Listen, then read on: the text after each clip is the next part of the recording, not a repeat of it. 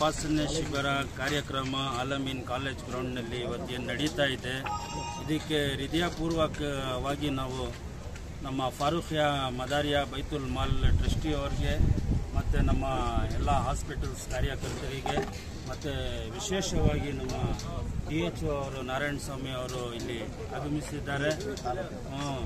Taluk health officer ಸಾಹೇಬರು ಇವತ್ತು ಆಗಮಿಸಿದ್ದಾರೆ.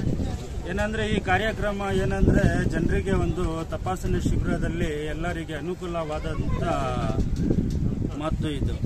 ಇವತ್ತು ಐ ಚೆಕಪ್ ಕ್ಯಾಂಪ್ ಮಾಡ್ತಾ ಇದ್ದಾರೆ. ಹೆಲ್ತ್ ಕ್ಯಾಂಪ್ ಪ್ರೋಗ್ರೆಸಿಂಗ್ನಲ್ಲಿ ಭಾಳ ದೊಡ್ಡದಾಗಿ ಕೆಲಸಗಳು ಮಾಡ್ಕೊಂಡು ಬರ್ತಾ ಇದ್ದಾರೆ ನಮ್ಮ ಫಾರೂಖಿಯಾ ಮದಾರಿಯಾ ಬೈತುಲ್ ಮಾಲ್ ಅವರು.